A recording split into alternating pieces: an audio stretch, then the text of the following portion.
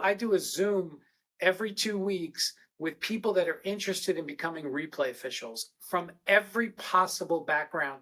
And we have people in the UK, we have people in Australia, we have people Amazing. all over the world, because Zoom has and the virtual connectivity that we have today allows us to do these types of things. So, reach out to people, network, and just follow those dreams, because you can make them happen.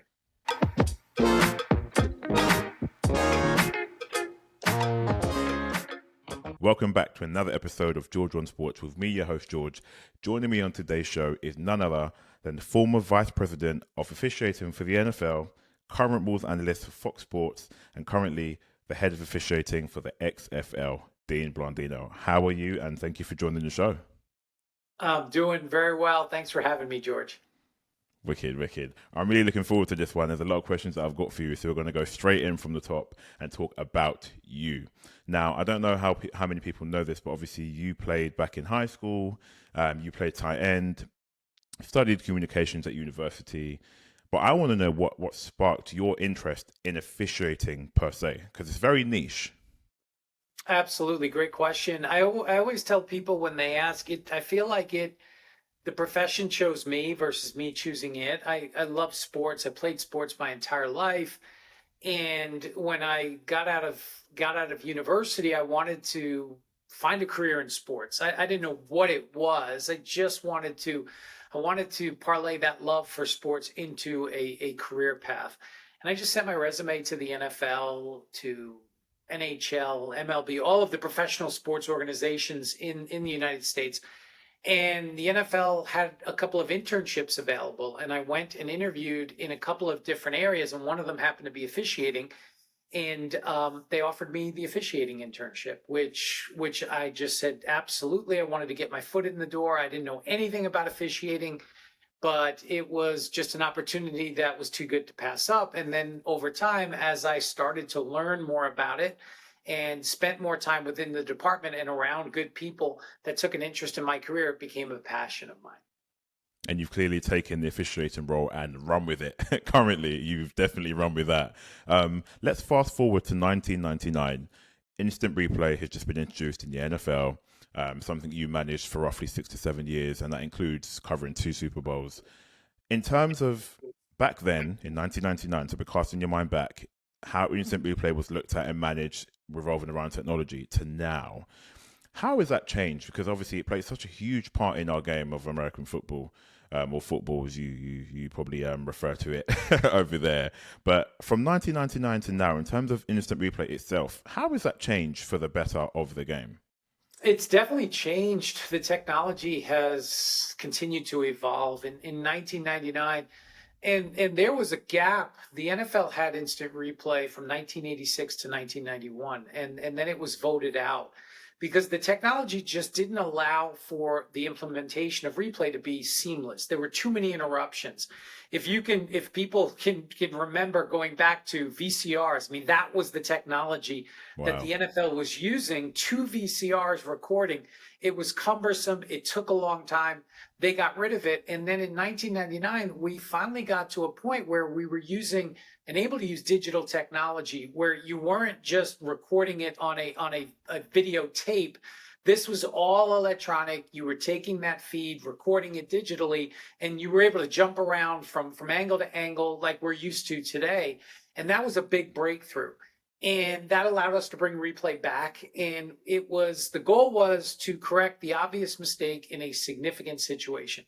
And the way that has evolved over the years is we've added more to replay. The technology continues to improve. And now we're seeing more replay in the game. And that's a good thing. It's a good thing when you have an opportunity to correct an officiating mistake that may have an impact on the outcome of the game. But I think we really are at a crossroads right now because it's still a game, and it's like any other game. It's played by human beings and officiated by human beings and coached. And how much technology do we want to use in the game, and how much of that human element do we want to maintain? And I feel like that's where we are right now, trying to maintain that balance. That's a good point. You've touched on the crossroads that we're at now. That's something I'm gonna ask you later on in the show. But in between your officiating career, you dabbled in stand-up comedy. Yeah. Now, I don't know if this was a surprise to me because I didn't actually know that. Talk to me about that. How did that come about? Because I'm Yeah. really keen to know how that happened. Yeah, I didn't. Again, I had a very good friend of mine when I started at the NFL.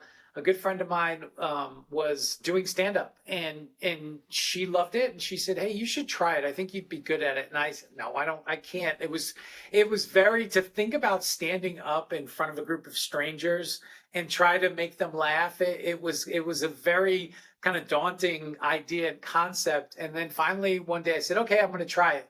And I went to an open mic, and I living in New York City, there's so many comedy clubs and there's so many opportunities in that space, and did it and loved it. And it never was something I felt was a career path for me. My career at the NFL was starting to progress, but I just enjoyed it. I enjoyed connecting with people. I enjoyed using my imagination, writing different things, different types of material, and it really helped me later on in my career because it was that public speaking. It was dealing with coaches, dealing with NFL people, club personnel, and if you can get up in front of a group of strangers with a microphone and keep them entertained, you can deal with angry coaches. You can deal with different types of situations. So again, it wasn't something I thought was ever going to be a career path for me, but I really enjoyed it, and always loved that adrenaline rush of when a joke does work. Yeah, I can imagine. I can imagine. I'll say this: I'm not as brave as you. I can never go and do that. So full credit to you. But returning back to the football talk, so we spoke briefly about tech with instant replay. Obviously, the game is loaded with tech right now, and I'm sure there's more to come. But is there a particular type of technology in the game that exists at the minute that you really are fond of and you think works really, really well? Well, currently, what I really like, and this has been probably going on 3 years, 4 years in the NFL. When replay first came back, we were just using whatever the TV truck was showing. It's like whatever everybody at home was watching, that's what we were using in the replay booth. Now, obviously, we could run it back and forth and use slow motion and manipulate the video, but we didn't have additional angles at our fingertips. Now, whether it's some of your major college conferences here in the United States or the NFL, they have access immediately to individual camera feeds. So that means once the play's over, I'm not just waiting for what is going to be on the program feed, which is what everybody else sees. I can individually pick an angle that I think is going to help me make a decision. And that has made the process much more efficient. And I think that's a really great in terms of an advancement with technology where we're not just reliant on one feed and when the producer decides. Because you think about a football game, an American football game, and just like anything else, if there's a touchdown, they may not go to a replay right away. They may show the players celebrating or the fan reaction or a coach reaction. And now you're in the replay booth waiting for a camera angle. And now you have that access and you can grab that angle independent from what's being shown on TV and get to a right outcome much more efficiently. So talking about reviewing angles and instant replays and looking at whether the call should stand or not. Talk me through the process of actually reviewing a call. Talk us through that process for the people who don't know what that process looks like. Yeah, so it starts with the call on the field, right? The officials will make a call on the field, and then a replay review will be initiated, whether that's from a coach challenging the ruling or the replay official stopping the game if it's the last 2 minutes or a score or turnover. So the replay review is initiated. Then at that point, there's several layers to it. The referee will come over, put on a headset. They have a screen in front of them. The referee will confirm with the replay official what the ruling on the field is. We ruled a catch at the sideline. The replay official will communicate to the referee what they're reviewing. We're looking to see if the receiver got their right foot down in bounds. And then also with the NFL, they have the command center. So Art McNally Game Day Central. So they have a group of people in that center that are now communicating with the replay official. And then they're picking the angles based on the aspect they want to see. So if they're looking at the right foot at the sideline, they're going to try to get the best angles that show that aspect. And then there's just a conversation. Okay, here's the shot. Right foot is in bounds. He does maintain control of the football. It's a catch. Or can't tell on that angle, let's go to a different angle. Do you have a look down the sideline, or maybe it's a reverse angle? So it's really just a couple of people having a conversation about the type of video they need and what they're seeing. And ultimately, there's a decision made that, yes, the ruling on the field is going to stand, or no, we're going to overturn it. The right foot was out of bounds. And then at that point, you have to, if you're going to overturn it, you have to go back and figure out what is going to be the next down and distance and all of that information. So that's really how it plays out. And then at the end, the referee will make an announcement and communicate to everybody what that decision is. In your opinion, having worked with so many officials, trained many officials yourself with your business too, what do you think the most challenging aspect of being an NFL official is?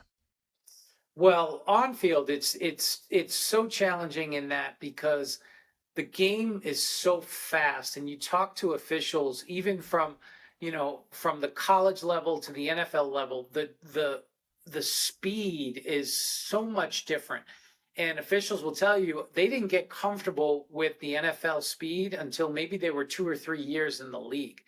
And so I think that, and just being in position, you think about, there's 7 officials in an NFL game, there's 22 players, and so they can't see everything. So just being in position and being able to get the best look and then being decisive. So I think just the speed of the game is so tough for the on-field officials. In replay, I think it's actually slowing things down and an understanding that you have the ability to use the video and slow the video down. So not going too fast and not jumping to conclusions, because a lot of times we might see a play and we might think it's a catch, or we might assume it's a catch, but you have to use the video to tell you what the actual answer is. And a lot of times when officials when they go to the replay booth, they have a harder time kind of rewiring their brains to being, making that split second decision, because they're so used to it on the field. Now you have to slow down a little bit and look at the video and let the video give you the answer. So it's challenging, but you talk to officials and replay officials, and they love that challenge, and they love performing at the highest level, which here in the United States, that's what the NFL is. So it's a real, they love it. They're passionate about it, and it's something that they love to do. Talking about making calls, in quick time and making split decisions, have you ever found yourself confused or up against ropes or in a difficult situation based on a call because you've never been in that scenario before? Absolutely. There have been times when, whether I was a replay official and that play, that call was just so close, and you're looking at different angles, and you could see it going either way. And typically that means that the ruling on the field should stand. There were other situations when I was in charge of officiating for the NFL, and I'd be in the command center watching games, and you see something that is incorrect, but it's not reviewable, and it's going to have an impact on the outcome of the game, but you can't go outside the boundaries of the rules. You can't correct something that isn't reviewable, because if you do it in one situation, then the next time it happens, the teams are going to say, hey, wait a minute, why didn't you do it here? And so there have been several situations like that where you struggle. Okay, I can see it, but it's not reviewable, and I can't do anything about it. But those have been few and far between during my career. And how do officials, because we know there are so many rules, and obviously that every year the owners meet and the coaches meet and they elect to have certain rules in the game. One of them I'll touch on with the Lions after this question, but how do the officials stay up to date with all of these rule changes? Because there are so many. It's amazing. The officials, and that's why I think there's a misconception in terms of, especially here with American football, because we only play one game a week, and so they think the officials don't do anything during the week. They're not studying. They're not doing anything during the off season. And where other sports here, baseball, basketball, they're playing multiple games during the week. And the officials are constantly looking at the rule book, studying, taking quizzes. And one of the things we always looked at when I was with the league, and part of that competition committee, which is a committee made up of ownership and general managers and coaches that proposes rules changes, it was not to try to have 15 or 20 rules changes every year, because now the coaches, the players, the officials, everybody has to learn something new. And that's a challenge. And I think officials really do study the rules. Right now, they're going through the rule book. They're going through exams. They're going through quizzes. And with the current rules changes that were just passed, they're going through it right now and studying. And how does it impact the game? How does it impact how we're going to officiate this? And whenever you make a rule change, my experience with the NFL, you always consider the safety of the players first, the competitive balance, the competitive equity, and then can this rule change, can this be officiated consistently? And if it can't, then you have to think twice about changing that rule because you want your officials to be able to administer that change consistently.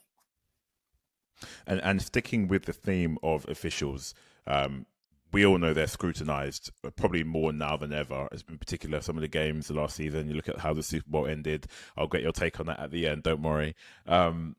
It's been reported that officials can earn anywhere between $205,000 to $250,000, depending on their experience and postseason bonus games. But given what you know and what you've already spoken about in terms of how difficult their job actually is, do you think that's enough? No, well, they would tell you it's not enough, but I don't. I don't think that. I think officials, it's such a difficult job. It's difficult. Take all the outside noise, take all of that away, and just to officiate the game at the highest level, that's a challenge. And now you add in the pressure. Now you add in the fans, the social media, the scrutiny that they're under. Because think about the technology continues to evolve and improve, and there's a disconnect. There's a disconnect between how we watch the game and how we communicate or talk about the officials, because we get to see a play after it's happened from 4 or 5 different angles, super slow motion, super high def. The official gets to see it once at full speed from their vantage point, and that's it. And we sit there and critique them to really an unreasonable standard. So I think we assume, and I've had multiple head coaches tell me the same thing, that coaches affect games, players affect games, officials affect games, but officials make the fewest mistakes out of that group.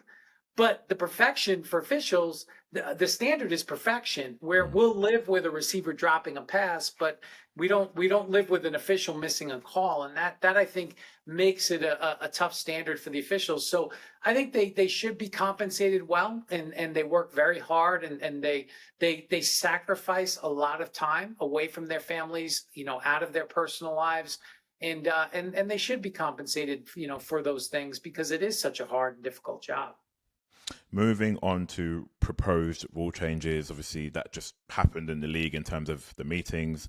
A few that I really liked, where it came from the Detroit Lions. Obviously, you'd know this really well in terms of coaches being able to challenge for personal foul penalties and being awarded a third challenge if they win one of their initial 2 challenges.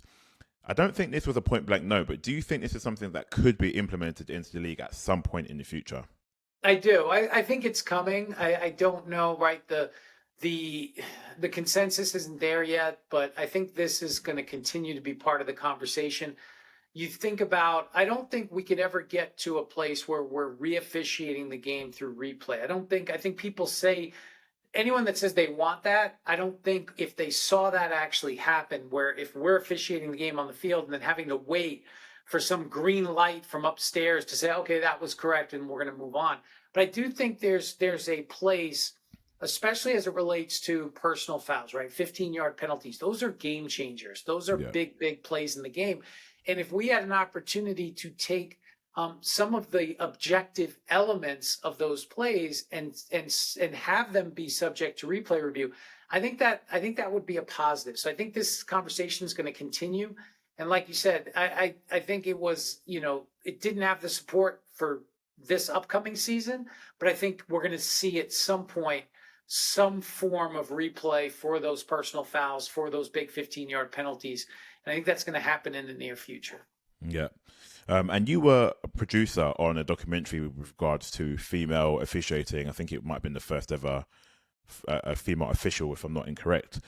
How does the NFL promote and try to inspire more female officials into the league? I mean, we can see the change happening, and that's great.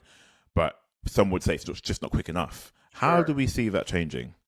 I mean, it has changed, but you have to start at the grassroots level. And for so many years, and being a part of that project, and it was called Her Turf, and it was about these three female officials at different points in their career, really opened my eyes to some of the challenges that female officials have. And that's just really in a lot of male dominated industries. Yeah. And there were a lot of the same issues. But what we learned, and going through the kind of the screening process, and we went to film festivals and we showed the film to a lot of people, and the message, the common thread from so many people was, I didn't know women were officiating football. I didn't know that was even a thing in American football. And so if we could kind of encourage young women to get started early, then we won't have this idea that we have to play catch up. I mean, because there's so many female fans, there's so many women that are so interested in sports. And we really just wanted to open some eyes and say, hey, this is an opportunity for you. You don't have to necessarily play the game. A lot of our male officials didn't play the game. But you can be, if you have a certain skill set, you could be a good official. And I think we're seeing that change. The NFL now has three female officials. Certainly when you think about 125, 126 total on the staff, that's still a small number, and we have work to do, but we're seeing more female officials in the American college, conferences and things like that. And I think those numbers are gonna improve, and we're gonna see more younger women getting involved in officiating American football in the near future. No doubt, no doubt. Can you share any insights or predictions into the future of officiating in the NFL?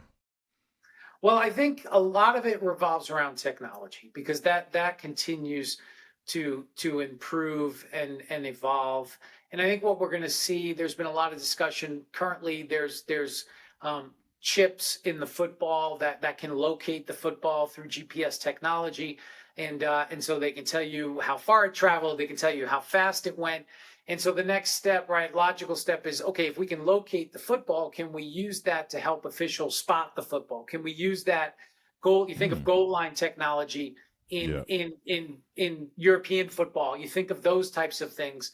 And I think that's something that the NFL is looking at. They're also looking at giving officials electronic devices that can help them operate the game clock, the play clock. Could be eyeglasses that have almost like if certain cars have that display on the windshield, so things like that, where you could see the game clock and the play clock in your peripheral vision. So I think those things are coming. We still use. I love the chain crew and the chains, and I like the drama of it.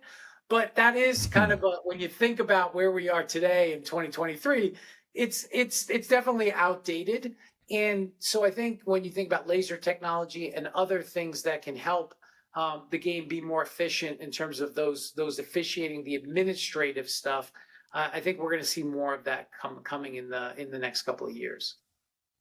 And Dean, last but not least, to the boys and girls who are watching this and listening to this and wanting to be officials later on in life, what is your best piece of advice for them? Well, the best piece of advice is get out and connect with people. Just like we were able to connect on social media, there's so many ways now that you can reach out to people. And hey, don't get discouraged if they don't message you back. Just keep trying to meet people and connect with people within the officiating world. And there's a lot of people on social media that are like myself that are in the officiating world. And hey, send me a direct message, and we'll get you connected depending on where you live. I mean, you start with the little boys and girls that play football, and you can officiate those games and work your way up to high school, and even replay. I do a Zoom every 2 weeks with people that are interested in becoming replay officials from every possible background. And we have people in the UK, we have people in Australia, we have people Amazing. all over the world, because Zoom has and the virtual connectivity that we have today allows us to do these types of things. So, reach out to people, network, and just follow those dreams, because you can make them happen. Dean, that brings us to the end of the show. I cannot thank you enough for coming on.